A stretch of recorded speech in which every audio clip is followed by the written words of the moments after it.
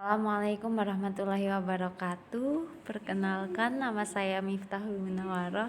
Saya akan mempresentasikan tentang sistem operasi terdistribusi.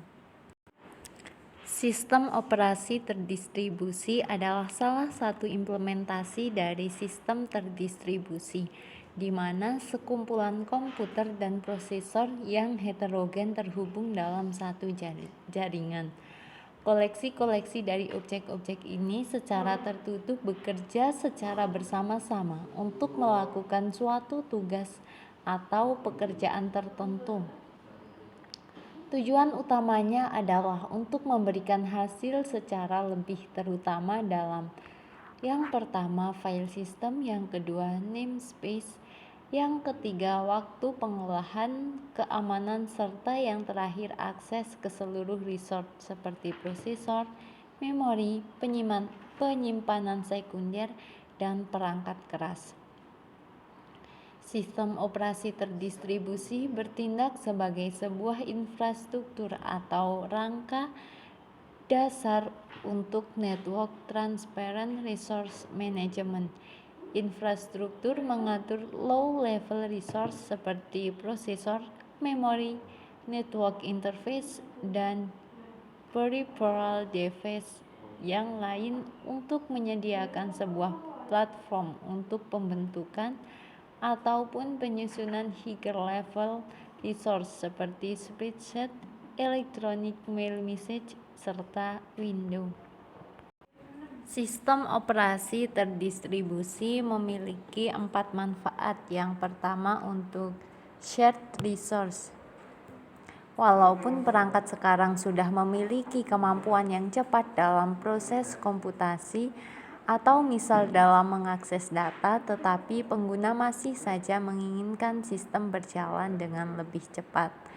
Yang kedua ada manfaat komputasi. Salah satu keunggulan sistem operasi terdistribusi ini adalah bahwa komputasi berjalan dalam keadaan paralel. Yang ketiga adalah reliabilitas. Fitur unik yang dimiliki oleh DOS ini adalah reliabilitas. Berdasarkan desain dan implementasi dari desain sistem ini, maka hilangnya satu node tidak akan berdampak terhadap integritas sistem. Yang terakhir ada manfaat dalam komunikasi. Sistem operasi terdistribusi berjalan dalam jaringan dan biasanya melayani koneksi jaringan. Sistem ini umumnya digunakan user untuk proses networking. Fungsi sistem operasi adalah sebagai pengelola seluruh sumber daya pada sistem komputer atau resource manager. Nah, dalam hal ini memiliki dua fungsi. Yang pertama sebagai sumber daya fisik, contohnya keyboard, barcode reader, mouse, dan lain sebagainya.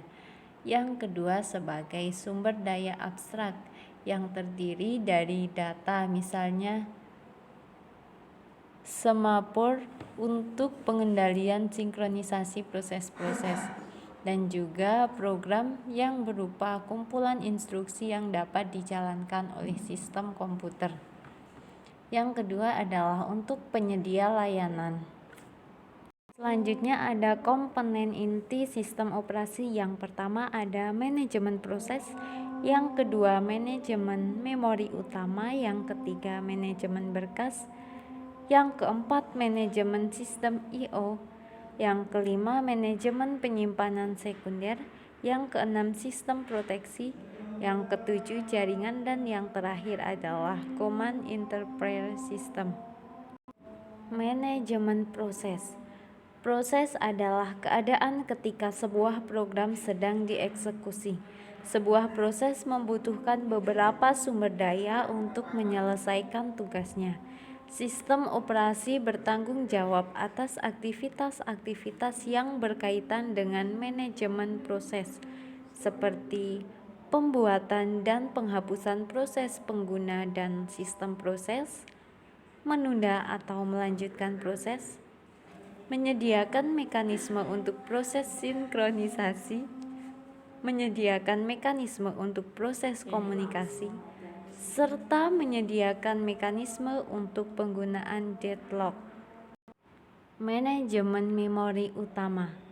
Memori utama atau lebih dikenal sebagai memori adalah sebuah array yang besar dari word atau byte yang ukurannya mencapai ratusan, ribuan, atau bahkan jutaan. Sistem operasi bertanggung jawab atas aktivitas-aktivitas yang berkaitan dengan manajemen memori seperti 1. Menjaga track dari memori yang sedang digunakan dan siapa yang menggunakannya. 2. Memilih program yang akan di-load ke memori. Dan 3.